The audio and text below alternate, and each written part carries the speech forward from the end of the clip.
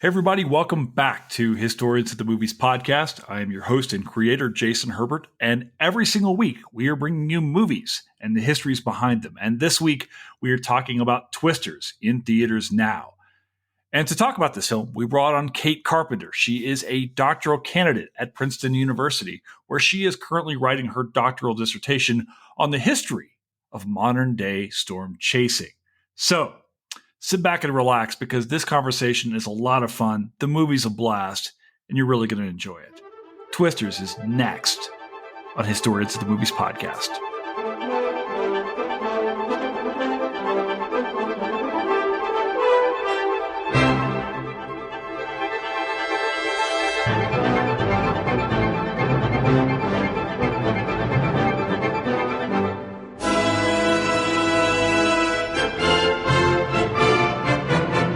Hi, Kate. How are you? Hello. I'm terrific. How are you? Well, I went and saw Twisters last night, and I thought that was going to be the most exciting thing to happen this weekend. And, it is pretty exciting. It is an exciting movie. Like I liked the movie a lot. So I'm looking forward to your thoughts. You've written a bunch on this. You've written a bunch on the first film, which we'll talk about today, and also I saw you said you had a lot of thoughts on this particular movie. So I am very excited to talk to you about this movie because I also have thoughts, but they're probably nowhere near as well considered as yours. Mine are mostly I'm excited to hear your thoughts too. Okay, let's do this. Let's get into this. All right, let's talk about it. You want to introduce yourself for people who did not listen to you 2 weeks ago? Absolutely. So I am Kate Carpenter. I'm a historian of science. I'm working on a project about the history of storm chasing. So this is a well-timed movie for me. Actually, it would have been better timed if I had a book to promote rather than one in progress. But, someday. No way. And and I am also the host of Drafting the Past. Yeah, exactly. Okay. Yeah, well, that's when we bring you back for Sharknado. There you go. All right, what we're going to do, we're going to do some general impressions of the film. We're going to talk about the history of storm chasing in general, some basic ideas behind tornadoes, where they come from, basic stuff like that. And then we'll get into a spoiler-filled discussion of the film. So if you have not seen the film, we are not going to spoil the film just yet. We'll give you a heads up before we jump into spoiling the film, give you enough time to say pause this podcast if you're considering to go see this film. I think we're both going to say go see the movie and go from there. So, all right, Kate, general impressions of the movie. What did you think? You saw it Friday night, right? I saw it Friday night. It was super fun. I think I told you the last time I was on the show that I was trying to have low expectations because I didn't want to be disappointed. But I was really excited just to have the chance to maybe see a good popcorn movie again, old fashioned. And I felt like it totally fulfilled that for me. I have many quibbles, many historical and scientific, issues as you would expect. But it was very fun. Had a good time. How about you? Yeah. As a movie, so I saw it last night. I invited my 12-year-old is here, and he didn't want to go see. He doesn't like loud films. And the thing I remember from the first time I saw it, when I first saw Twister back in when it came out, 96, 94, somewhere in that range. Yep, 96. Yep, 96. I remember how loud it was. It was a really loud film, and this was one of the big things about it. It was a really special effects driven film in a way that we'd never seen a act of God on film before, right? And I think that's one of its great legacies. So he didn't want to go see it. It's fine. So I went. I still got 2 seats, so I could set my popcorn next to me, and I could decide who I wanted to sit next to in the theater. I also you have options. Oh yeah. I go to Cinemark, and I can get I get the points, so I get a free movie every month. Okay. Or I pay $10 and I get a discount, whatever. Sure. And then my seats were F7 and F8. Which were foreboding. Those are beyond. I almost set an F5, but I didn't want to sit just off. That was going to drive me nuts. Sure. I really enjoyed the film. Felt in a lot of ways like an ideal summer movie that you can bring the kids to. If you want to bring them to a blockbuster film that's got, it's got a lot of effects and sound and there's some action and there's stuff going on. At the same time, there's nothing really here that they can't see. That's true. It is. I'm sure it's scary for kids, but Sure, right? But there's no sex here, and there's no like right. Yeah. there's no There's not much language. language. Yeah, Yeah. there's nothing here that I wouldn't be like. I would caution, like, if my 12-year-old wants to go see a movie, an action movie. Mhm. This is a good movie to see, and it's got some pretty cool fleshed out characters.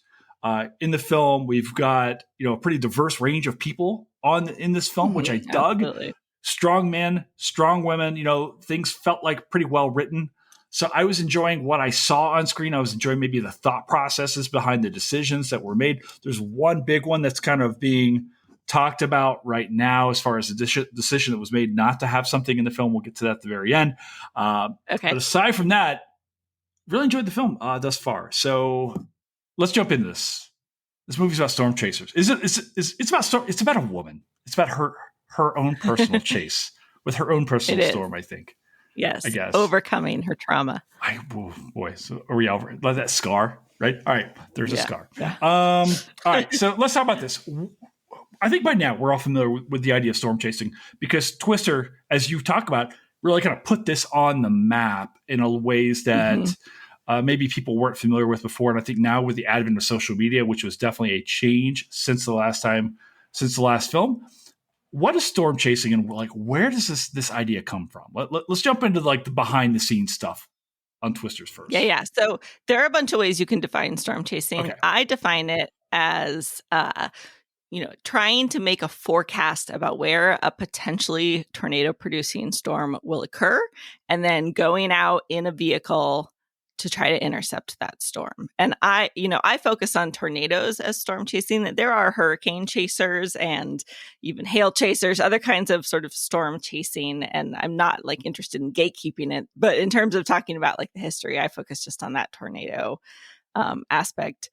And there's an argument that it goes way back, but part of the reason I define it that way is that it kind of limits it to this point in the 1950s when people, thanks to the creation of radar, start realizing like maybe they could predict where a tornado is more likely to occur, and they have access to cars and better highway systems, and so they can actually get to them. And so, to me, that is kind of the key moment there.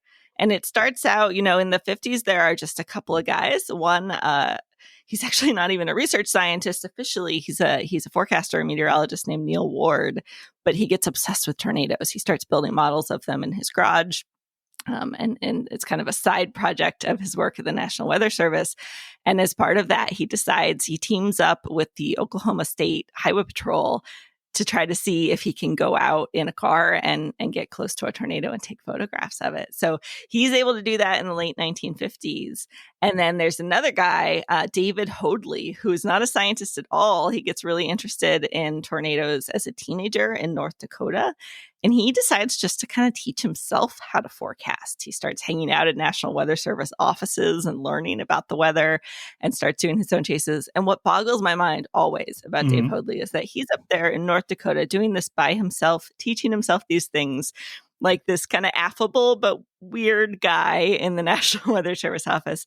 And he chases for a couple of years before he actually sees a tornado. So he's like doggedly determined to make this happen.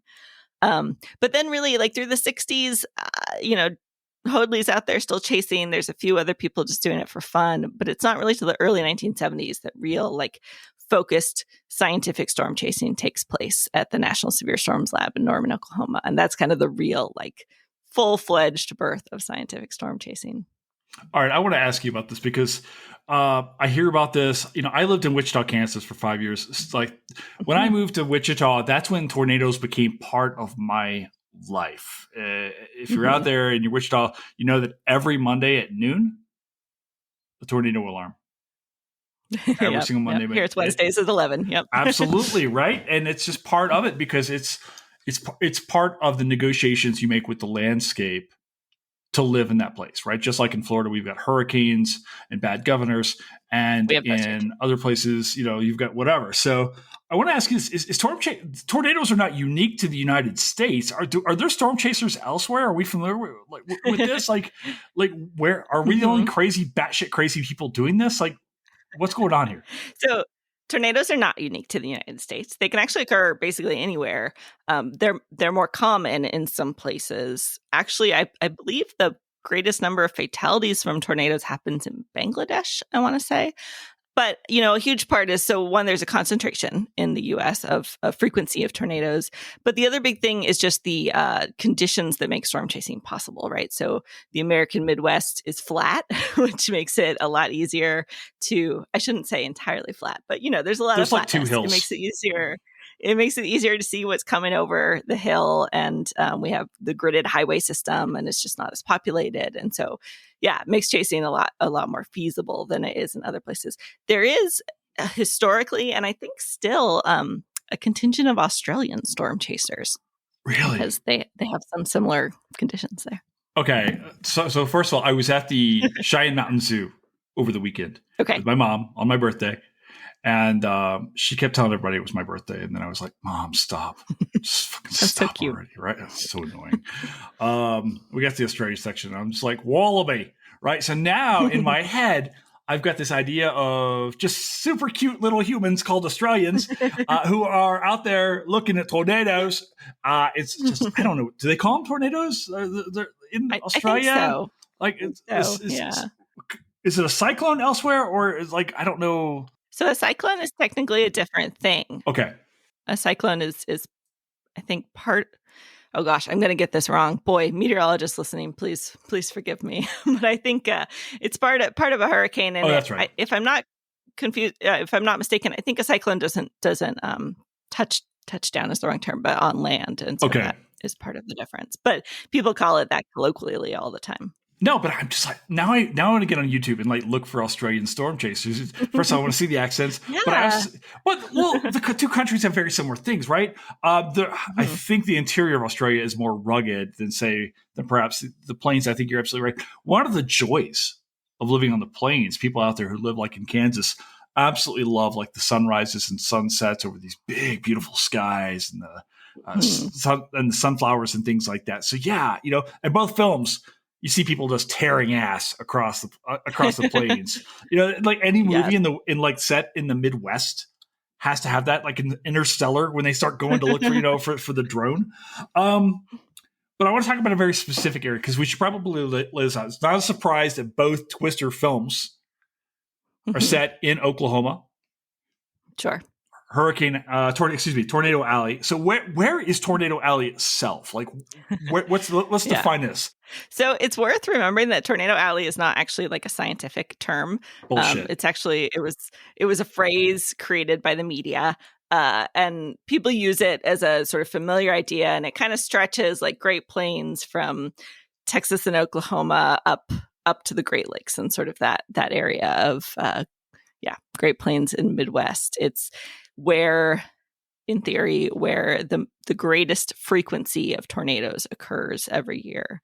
But a lot of people, especially these days, have pointed out that Tornado Alley is kind of a problematic phrase because it makes people feel like that's where tornadoes live and nowhere else. And in reality, especially in the U.S., we have a huge number of tornadoes in especially the Southeast. And that's actually where some of our biggest and most dangerous and certainly most fatal tornadoes have happened and are happening now. And so, some people call it Dixie Alley, that area down there. But yeah.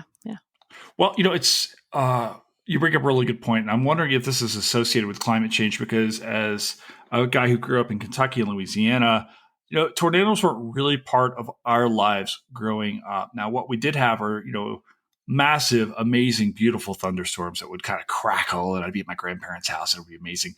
But we really didn't have to worry about tornadoes. And it's funny because now I talked to my mom, they live under tornado watch in Western Kentucky all the time. And we've had these massive tornadoes. We had one that hit in Mayfield, Kentucky, which is in Western Kentucky a few years ago. Nashville got hit. Feels like Alabama is constantly getting smacked. What's the role here? Is this due to climate change? Are just conditions becoming more and more right as the Earth heats up? What's driving, or have they always kind of been there? I guess is my other question. Sure. Yeah, I mean, I'll caution that I'm not a meteorologist, so this is my informed outsider view. But my understanding is that, I mean, they have always been there. But my understanding is that climate change seems to be pushing tornadoes more toward the southeast, more even to the East Coast. New York has had some small tornadoes and warnings recently, and then making them perhaps bigger, more concentrated, sometimes happening at unusual times of year that we didn't usually think of as tornado season. And so at this point, there seems to be a sense not so much that climate change is causing more tornadoes, but it's changing how and when they're occurring. Okay.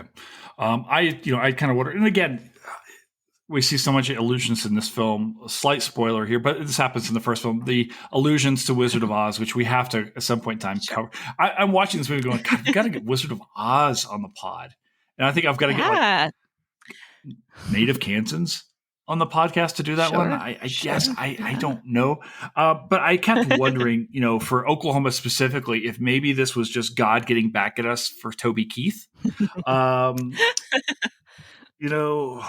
What explains preemptively? Maybe, I guess, However, I'm kind of wondering if in your own research, and I do want to talk about your research as you're coming along, do tornadoes are treated oftentimes in films as this great act of God or environmental disaster, things like that. Is there an idea that tornadoes fill an ecological niche? Is there a good that comes out of tornadoes? Like what are there benefits here? Like, how do we look at tornadoes in that regard? Do we know? I have to tell you, I'm so glad, listeners, I'm revealing some behind the scenes here, but I'm so glad you tipped me off to this question ahead of time because I've never thought about this question before. So I went to research it so I wouldn't sound like a total idiot. And the answer is we don't know. There does not seem to be a strong indication that there is one. A lot of scientists have wondered sort of what atmospheric niche tornadoes are playing, and the sort of technical answer has to do with moving air really efficiently. But the interesting thing is you compared them sort of thinking about like wildfires and the restorative ecological role that wildfires play. And the real thing is that tornadoes, contrary to how movies kind of make us feel, are actually pretty rare.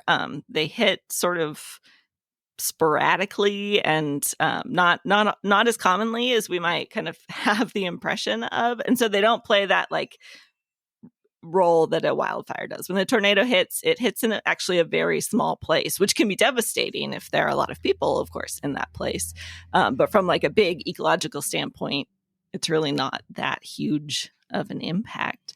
But I think, so much tornado research has really focused on warning purposes, and how we can forecast and warn about them. And that's been a smaller area of research. So I think there are still a lot of questions about what a tornado is actually doing in the world. Yeah, I think that's one of the things that makes these films really interesting is because here we are in 2024 and we're still questioning like what's with this wind? Like, how do we understand it? And some of the questions that in Twisters were being asked 30 years ago in Twister, and I'm like, we haven't figured that out yet. And we're being asked in 1972 when they did the first scientific intercept. Thank you. Right. I sometimes look like as a historian, part of me is also a bit of a snob, and I look back in time. I'm like, 300 years ago, you didn't know that. You're so dumb. And now I'm like, we don't have. How do we not know how a tornado works? Like we haven't right. Why we know a whole lot more than we used to.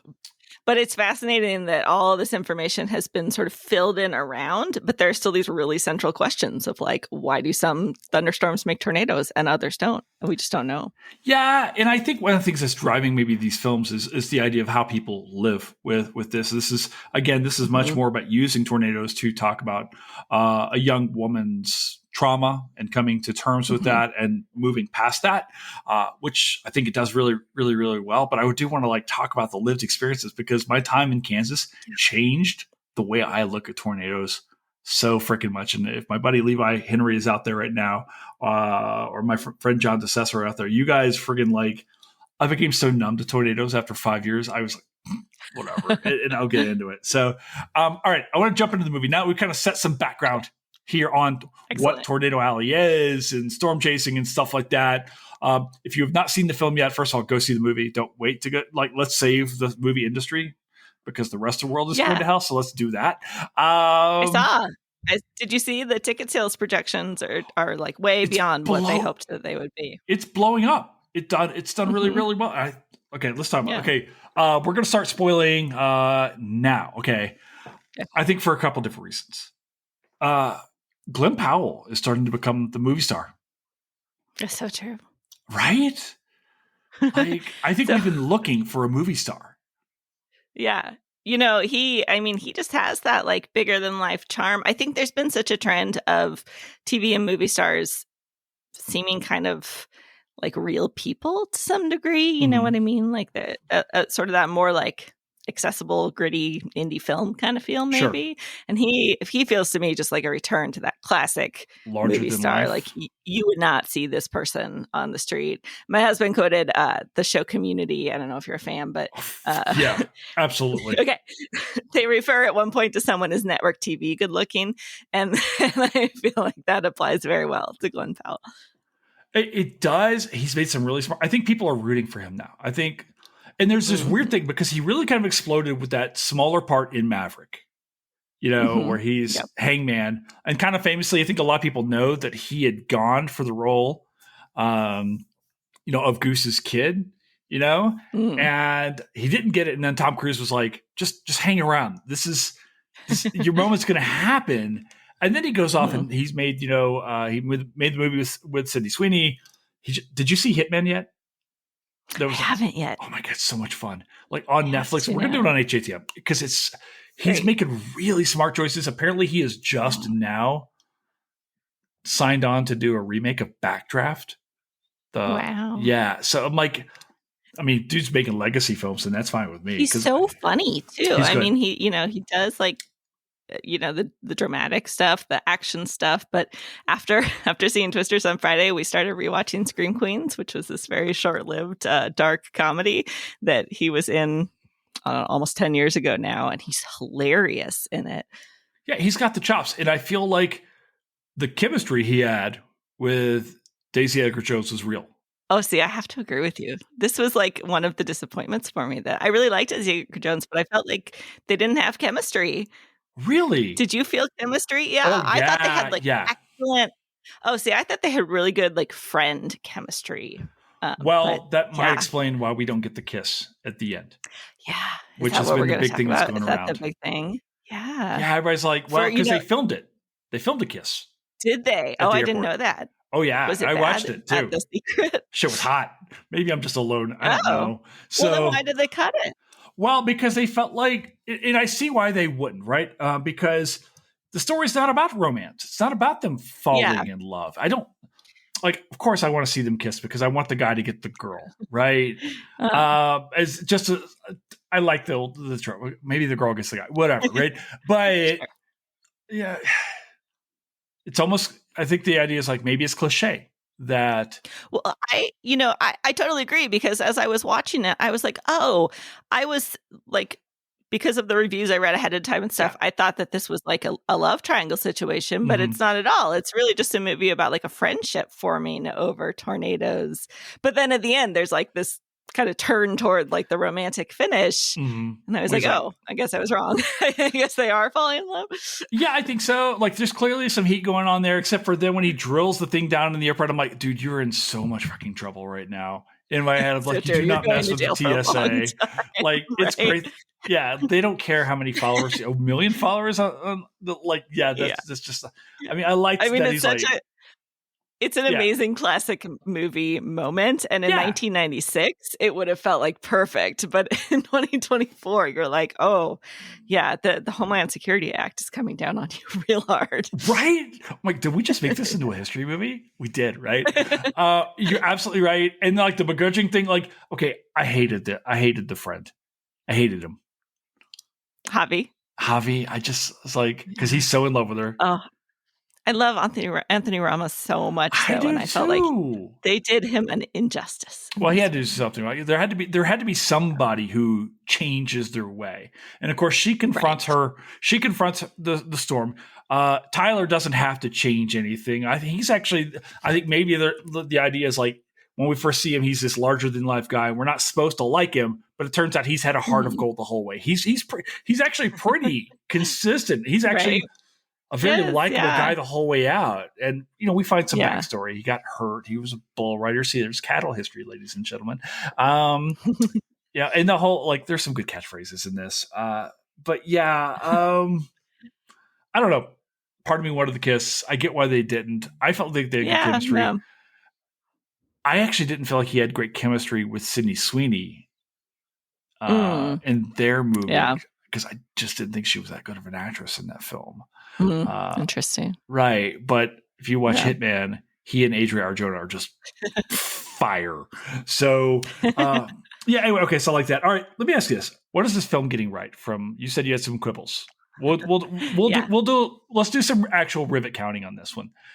What is this movie doing right and wrong? This movie, I mean, you can see comments out there from meteorologists about this, but compared to Twister, this movie paid a lot more attention to real tornado science. And so a lot of the chatter in scenes about what's happening in the atmosphere, almost to the point of being a little weirdly pedantic in moments. Oh shit, I was like that. Our normal. Did you like that? Because when I was do normal audiences care about this? I wanted to talk like my kid and be like, no cap. For real. Okay. But go on. Yeah, exactly. So there's a lot more good scientific detail. There's clear attention to that. They're using actual software that research scientists are out there using right now, which is fantastic. I love that it's very clear that Lee Isaac Chung loves and appreciates this environment in a way that I feel like Twister did not. And I think that, a huge thing I've found in my research is that I would not have told you that storm chasers were big nature lovers, that was a huge part of kind of the identity, especially early on. But they really are, they love the plains. They love the atmosphere. Absolutely. They love being out there on a day when no storm happens, but they can see the wildflowers on the Oklahoma to Texas prairie, And so I feel like this movie understood that, and it showed that in a way that was really fantastic. And I also think, it does a good job of showing that there are people out there chasing storms for a lot of different reasons, which is really real, right? You have people working for private companies, you have government researchers, you have YouTubers, you have tourists, you have just kind of regular people with, as they put it, a $10 app who can identify a storm and go out and get there. So that was really real too. So yeah, lots of good moments. As you noted, it was so great to see such a wide variety of types of people storm chasing. Love to see another great female lead in a storm chasing movie. People have always said that Helen Hunt was a huge inspiration to little girls who wanted to go into meteorology. And I think the Daisy Edgar Jones is going to do that again for them. And she's a badass, right? She's not only a badass and she's not only courageous, but her character is so smart and so creative. And, love that. And I love that at the end, she gets to go out by herself to be the hero. They literally leave all the dudes behind while she is out trying to stop the tornado. So I loved that. Yeah, I just dug it. I dug her mom. I'm like, okay, so when Maura Tierney showed up as her mom, I was feeling my age right there. I was like, Daisy Edgar, she's a grown up, but how is Maura Tierney? Because I watched Maura Tierney on ER. When I was in high school, right? And so now the people, how do they have adult children? I was a little freaked out, but I was happy to see more Tierney actually back on. And we got a bit of the idea of the aunt from the first one, right? Where it's exactly. Come, kind of that vibe. You gotta she do feeds the come them. home. Yeah. She had good chemistry with Glen Powell. I feel like most women are going to have good chemistry with Glen Powell. From what I've seen on Twitter, and if Robin Mitchell's out there, anyone but me. But I'm just saying, yeah, she was good. I also here's the other thing I really like. She goes back home. She walks in the house. She knows where everything is, water pitcher, stuff like that. When I go back home to Kentucky, I go to my mom's house. I know there's a pitcher of sweet tea. It's in the blue pitcher and not the orange pitcher, because the orange pitcher has sweet tea in there, but it's a little less sugar for my mom's husband. The blue one is for me. I know exactly what I'm going for. There's always that thing about going home when you haven't been home. What did you think about the choice to kill everybody off in the first 5 minutes? That was intense. I mean, I kind of knew it was coming because I had heard Kiernan Shipka was in this movie, but I couldn't figure out from any of the previews what she was in this movie. And I was like, I bet she was died. she in the early part of the movie? Yeah, she's the friend with like the glasses, the girl. No, I did not recognize her. Yeah.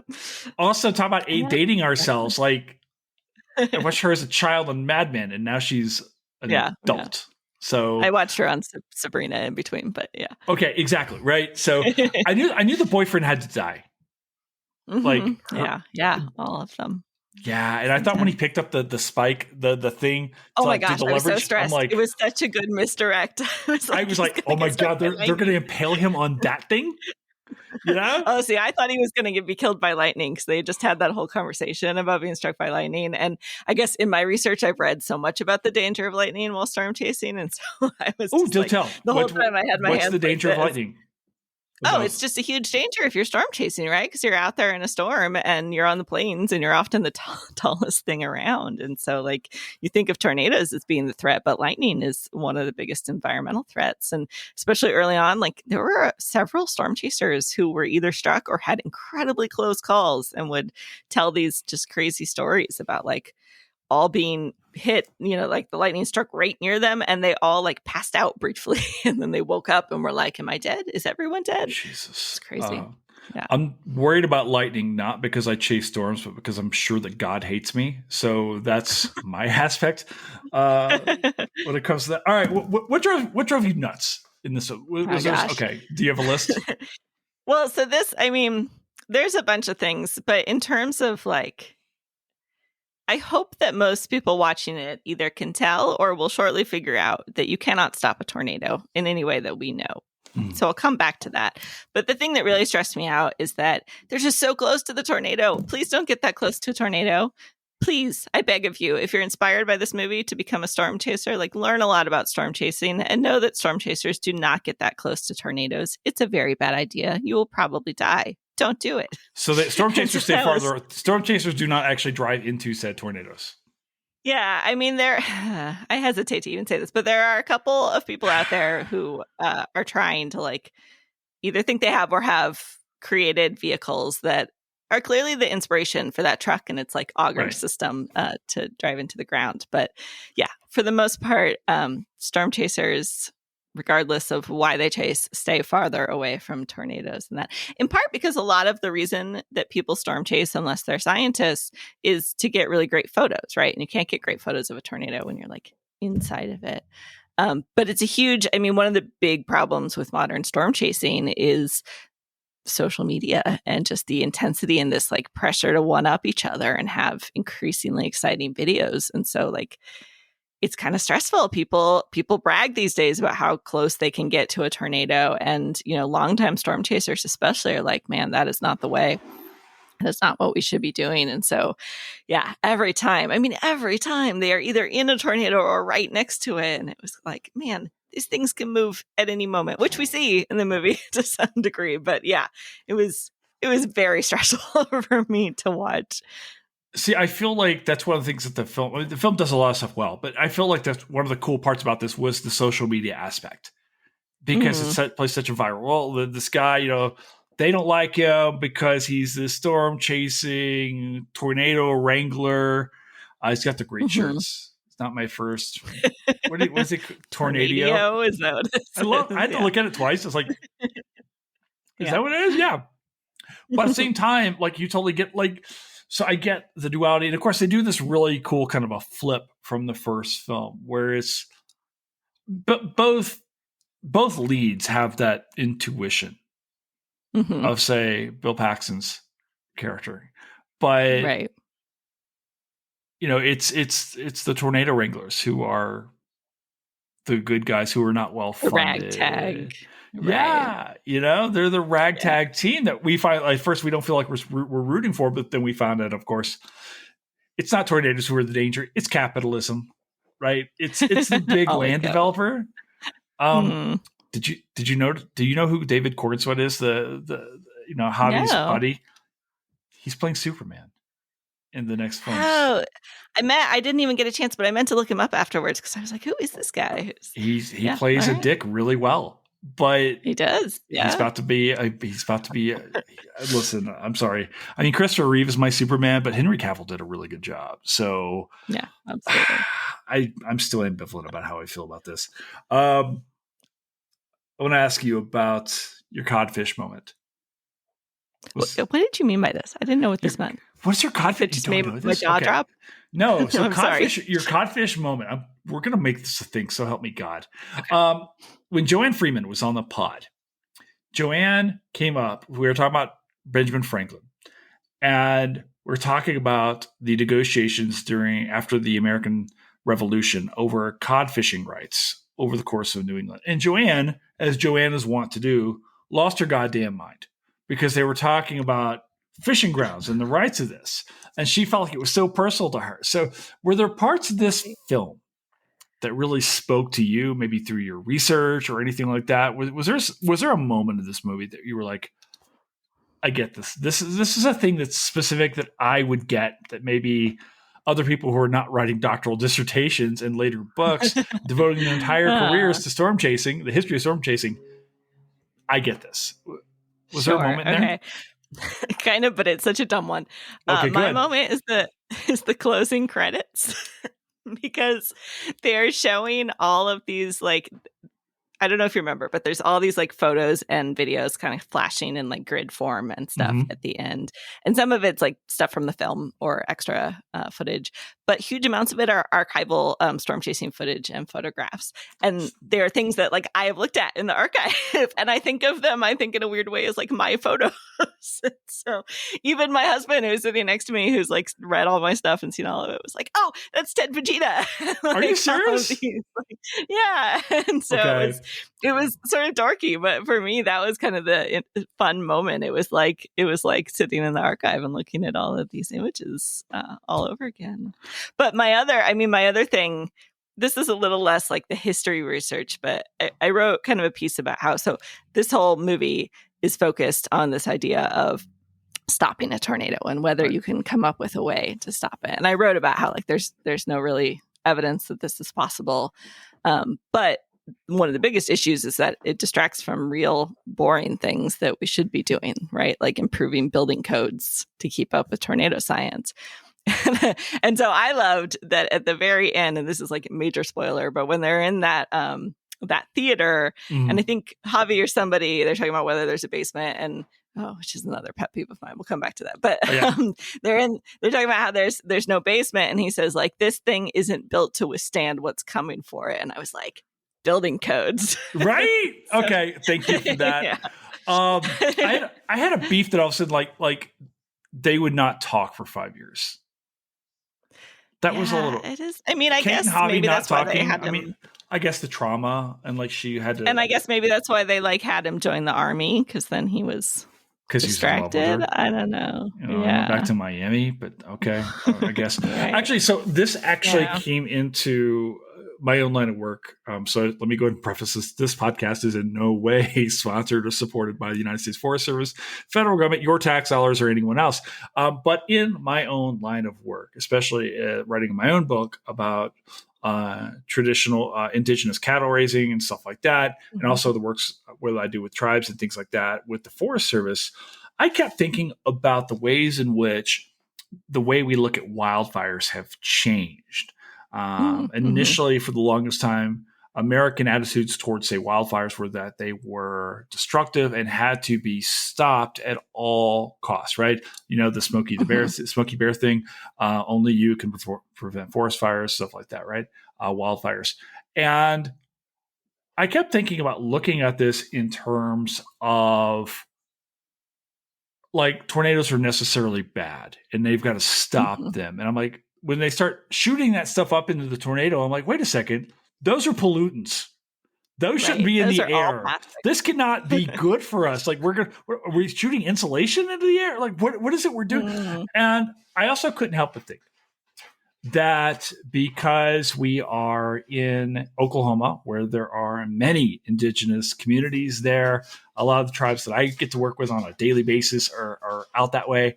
I was like, are we trying to bring, say, Western science into an indigenous ecosystem and provide these solutions when they're not really like, we don't need to solve tornadoes. I think what you're talking about is like so much as we need to reconsider how we are living amongst them, you know? So I think Yep.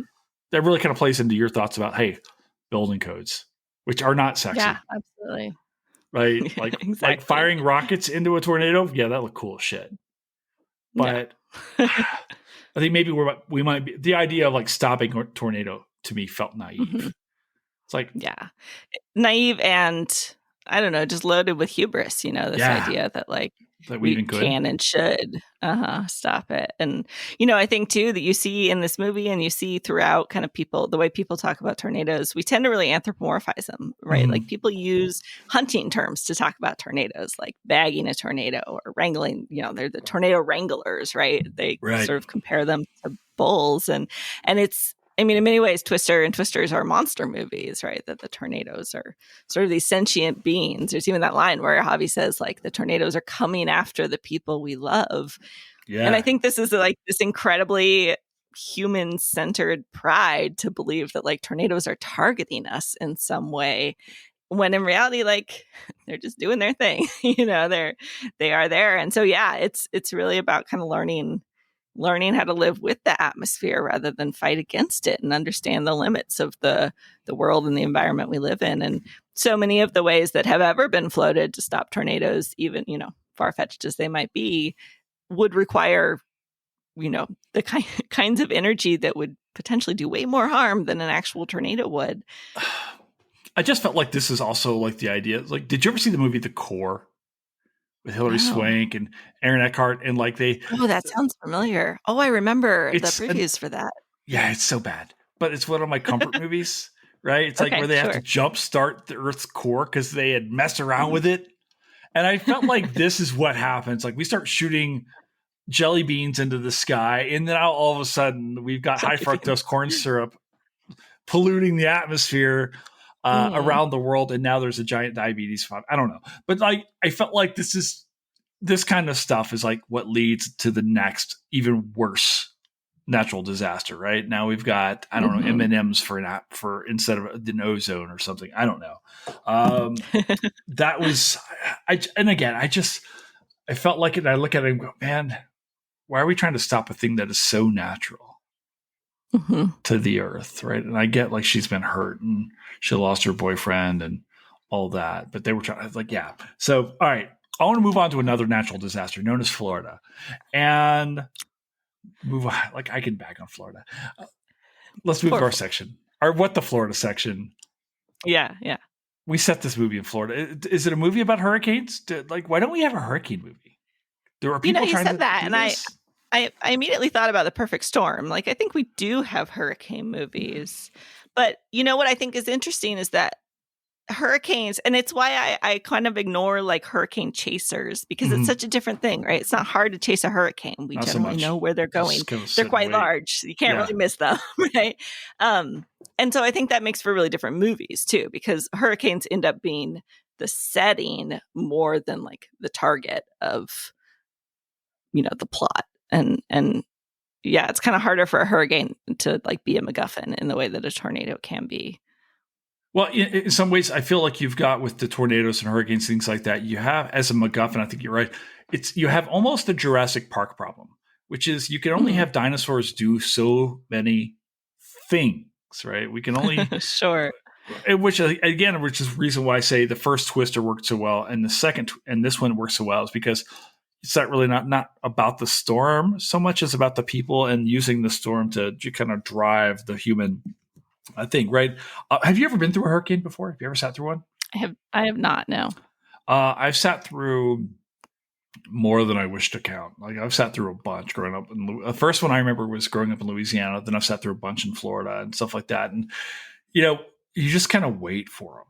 You know, you just kind of watch. And this is in some ways similar to tornadoes in Kansas, which I want to come back to in a second. But in Florida, it's like we're just kind of watching, like, how big is it going to be? If it's 3 or less, I'm not really going anywhere. If it's 4, I'm going to get out of Dodge. If it's 5, there's no, like, God forbid, there's a hurricane 5 that hits because 5 is just destructive. In 1992, Hurricane Andrew hit south of Miami, and people still talk about that hurricane in hushed tones. Much in the way there was one that hit in Kansas. Was it Green? Someone in Kansas is going to hit me on this. There have been some nasty storms that have hit. Mm-hmm. You're from the Midwest. Have you sat through many tornadoes? Just a lot of. I'm not originally from the Midwest, but I have lived here for quite a while. Right. And, okay. Yeah. Many tornado warnings. I've never come super close to a tornado. When I was down in Norman doing research for my project, there was actually a tornado that kind of skirted Norman while I was down there. So that was exciting. But yeah, no, not in the same way. But again, part of that's if you're not either A, unfortunate enough to be actually struck by a tornado, or B, going out to try to find one, they just actually don't happen that much, right. And they're so small. It's not like a hurricane, right? Where tons of people experience it. Yeah, I think that the scary thing about tornadoes is the difference is they feel so random, right? Mm-hmm. Yeah, and they talk about this in the first film where Helen Hunt's you don't know what it's like. It skips this house and this house and this house, and then it comes after you. And again, it's getting back to the idea, right? But I remember, so I want to give to you when I moved to Kansas in 2010, which is actually amazing, aside from the food, and I remember being terrified because I'd heard everything we know about Kansas, Wizard of Oz, everything else, tornadoes, right? Sure. And we'd get tornado warnings, and I'd duck down in the basement. And none of the locals would do this. They would just go outside on the patios. They'd go on the front porch and watch the sky. I remember watching talking I'd go to my friends. And I eventually became this person too. And they would my friend Levi'd hey, when the wind stops moving and the sky turns turquoise, that's when you go downstairs. Otherwise, just go watch it. It's cool. They were so completely comfortable with this. And it was they didn't really, there was a running joke that when one particular weatherman in Wichita got scared, that's when you got worried. But otherwise, you're solid. Yeah. There are all these anecdotal stories about this more than anything else. So my story is super similar. I'm from the West originally, but when I came out here to Missouri for undergraduate, I was the same. The siren would go off, and I'd try to go straight to the basement of our dorm, and all of my friends who were from Missouri are like, "What are you doing? It's nowhere near here." Right, just totally fun. Yeah, and then it wipes out some small town. Right now, I would always hear Wichita's fine because the city puts off too much heat. There's too much heat coming off the concrete, off the whatever. I'm okay, I guess. Yeah. I loved that they added that moment in the movie where they're in that motel office, and the woman is standing there, and they're like, "It's a tornado," and she's like, "Nah, 9 times out of 10, it's a false alarm," because that's so true. Very much so, right? So the attitude, right? Mm-hmm. And then they got in the truck and they got theirs. Right. This movie killed more people than the first Twister. It did, although it killed them less gruesomely. I know. This is much more family-friendly disaster film. Yeah. They just keep getting sucked away cleanly rather than pulverized by flying. Well, you remember the first one with Carrie Elwes had they had the sign. Oh, it's so brutal. I was like, are you going to do that? Maybe they were just teasing us that when the boyfriend picked up the piece of iron at first. They knew what we expected. I guess so. I did like the idea of setting towards the end. I'm in a movie theater and the movie theater is getting destroyed. I'm like, okay, this is very meta, and I like what you're doing. I know what you're doing here. Yeah. This is fun. Well, and you probably remember that in Twister, right? They're in that drive-in theater too, in a pivotal scene. Yeah, they're a fun little throwback, little flashbacks. I was reading. I went back to read today. There were very conscious decisions to dress Kate in ways similar to the way. Oh yeah, obviously, yeah. That white tank top and the yeah. It was fine with me. I was okay with this. Listen, if you guys are gonna drool all over Glenn Powell, I feel like I in turn I'm also allowed to. Yeah. All right, this movie is now 2 days old. Yeah. Came out on July 19th, the greatest day in American history. So what scene out of this do you think is going to, or is there a quote? What's the most historic scene or quote do you think coming out of this? If you're going to predict the future, Kate, much like we're trying to predict tornadoes, is there something that you think is going to last out of this? Gosh, I mean, that is hard to say. I was trying to think like what scene really stuck in my mind. And it may just be actually kind of that scene at the end of her driving across the field in that truck with all the barrels behind. It's like that kind of epic, like headed toward the storm. But I really love the chicken landing on their car, which is much stupider moment. Love the chicken. It was the cow moment. Yeah, exactly. And I wondered if it was a little bit of a nod. I don't know if you've seen Minari, Leo Chung's last movie, but his like family history with the poultry industry. I wondered if that was like a little bit of a nod there. And then we talked about already. It's so unlikely, but that moment at the end where he uses the augers to dig into the parking lot outside what I assume is the Oklahoma City airport. Like, it's a pretty classic movie moment, and Paul Scheer is the perfect actor to be there to. Did that not feel like straight out of like a Tom Hanks, Meg Ryan film? Yeah, like a little bit. Like a 1990s. Way more like testosterone than Tom Hanks, but yes. I want to give you my thoughts on this. I think mine are actually quotes. Okay. One Great. Is actually, if you feel it, chase it. Okay.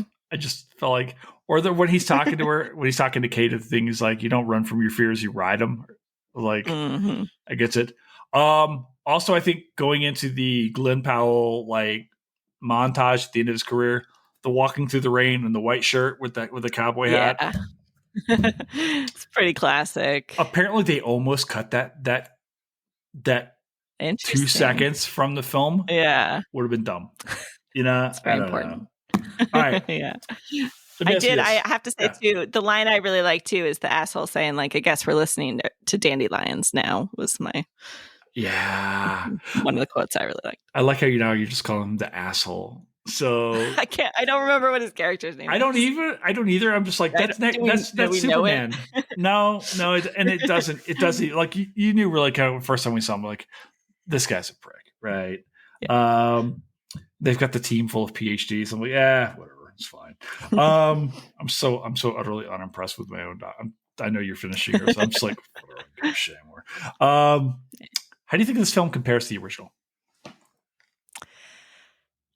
Okay, so I love the original film. I keep reminding people that it did not do well with critics when it came out. I think there's this weird memory that maybe it was very popular with critics. It was just popular, but critics were not impressed by it. Are we critics now? I think, let's say we're commentators. Ooh, we're analysts. Go ahead.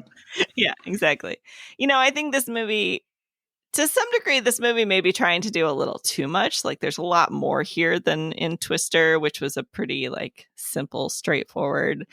But I do really like there's a stronger emotional arc, I think, in this movie. And there's something intriguing about her like switching teams partway through that the original movie maybe lacks. And I appreciate that. Yeah, I like the switching of the teams thing. And again, I think that's the chemistry thing going on, but that's fine. Do you have a favorite? Do you like one more than the other? Is you're kind of thinking about the two now?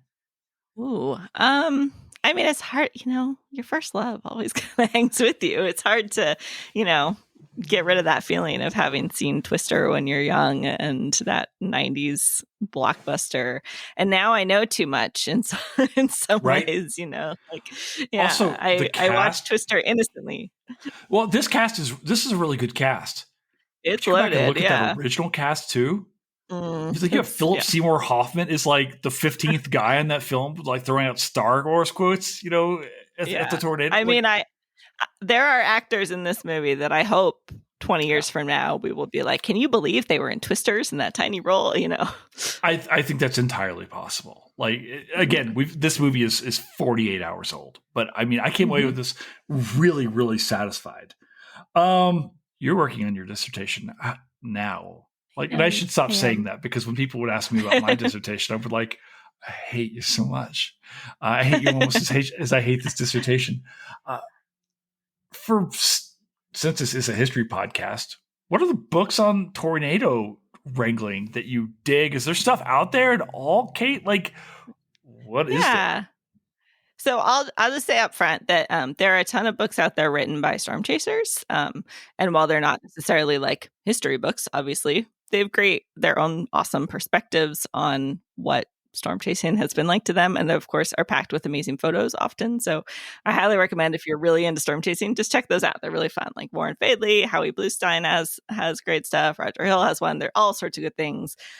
There's also a biography out there about Tim Samaras, who was the first and his team, but the first really sort of storm chasers killed by, as far as we know, a tornado while they were chasing. And so this biography called The Man Who Caught the Storm is a great sort of introduction to that story. But to go for a more like historian academic, the first one I'll suggest is actually not about really tornadoes at all, but it's Christine Harper's book Make It Rain, which is a history of weather control, which is super relevant obviously to this movie, and I think is really interesting, all about sort of just like the bureaucratic wrangling over the question of weather control, and all the ways people have looked at it in the US. So that one's really cool. I also grabbed this one.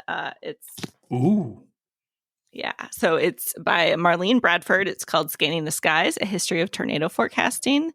This lovely cover first came out in 2001, but I just saw that the University of Oklahoma Press is re-releasing it next month, August, in paperback, which is smart. Did you know that is actually the best press in the history of book presses? Yeah, I've heard that. The best books come out of there. That is correct. The best books. Go on. Exactly. So this one is just a super focused history of tornado forecasting, especially in Norman, Oklahoma, and the National Severe Storms Lab. It doesn't actually really talk much about storm chasing, which I see my book being kind of like the partner to this one, of like that side. But it has really cool stuff about like all of the technology and things that emerged. Of course, it's 23 years old now, so a lot of things have happened since it was published, but it's a great start. And then the other one I really wanted to mention is one that came out 2 years ago now, I think, by a historian of religion. Holy shit, Peter that's Thusen. A cool name for a book. Yes. So this is Tornado God, American Religion and Violent Weather. And it's a fantastic book. So it's all about how Americans sort of think of tornadoes spiritually, which is really cool. Like talking about how people talk about them as acts of God, how they, feel that sort of random feeling of tornadoes really lends itself to feeling like a higher power is influencing like whose house is taken out and whose isn't. So Dr. Thusen does an amazing job of looking at that sort of cultural history around tornadoes. I'm so glad this book exists, and I highly recommend it. And then there's a popular history I thought I'd mention too, by Lee Sandlin, called Storm Kings, America's First Tornado Chasers. Lee clearly has a different definition than I do of tornado chasers, because he starts with like Ben Franklin and goes up until basically where my project starts, about to the 60s. But he's really interested in early tornado history, what people are doing early on. Yeah, so that's a fun one too. So yeah, those are my recommendations. Also, thank you for like giving us a pop history. I love pop histories, like full on. Like I'm the biggest like those. Yeah, absolutely. I dare ask you. Obviously, your book's not. How's your disc coming? Like where are you in the process? Yeah, the plan is to defend in December, and then you're soon. Eager. Yeah. That's the plan. Oh, please. Is it done? Like, where are you now? No. Like, tell me about I won't ask you too much, but like, how big is it? How many chapters do you have? Like, I want to know. Yeah. So, okay. So it's give me a broad overview of your book, of your disc. Yeah. So, I call it a social and scientific history of storm chasing. It goes from kind of late 50s, like I talked about, until I think I'm going to actually end with Twister for the dissertation, but the book will go farther. But I have to get out of here at some point. So, you have to finish. Yeah. So that's the plan right now. And then like it's 5 chapters. 4 of them are in draft stage and are being revised, and then I have a 5th one to wrap up. And then the plan is to turn toward hopefully maybe publishing it as a trade book with much shorter chapters. Because I hope that the love of Twisters shows that there's a lot of people out there really interested in storm chasing and learning more about it. And I want to reach that broader audience. Have you started writing the introduction yet? I mean, in the sense that I have a file called Notes for Introduction that whenever like a sentence pops into my head, I jot it down. But yeah. I hated writing. I'm sure you've heard this, but the introduction is the hardest thing to write. Like, and also the conclusion. Like, I just spent 250 pages telling you what's in this thing. Why do I have to tell you again? Like, I wanted to do an epilogue, and David, my advisor, was like, "No, you have to write a conclusion." I'm like, I conclude that I'm tired of being at the University of Minnesota. I just want to be done. Let me leave for the love of God. So anyway, all right. Kate, this has been fun. Thank you for taking the time on this totally non-historic day. Totally non-historic. I'm just glad that the weather is normal. Well, I'm glad you were here, and thank you for popping in today. And everybody go watch this movie. I'm always up. Yes, awesome. Yes, and then tell us what you thought about it. Yes, and if you're still here, I'm told by my producers that I have to tell you to like and subscribe to this podcast on YouTube, Apple Podcasts, Spotify, and everywhere else, so that my producers will stop yelling at me. Good job, producers. I try so hard. Yeah. All right.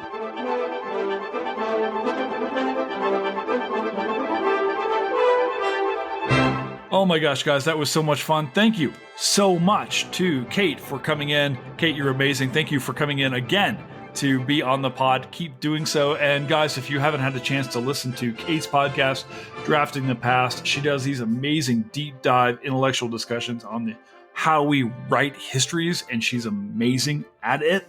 So make sure you take a chance and listen to that. Thank you, of course, to our producer, Fletcher Powell, who is in the middle of Tornado Alley in Wichita, Kansas. Fletcher, thank you for making this go.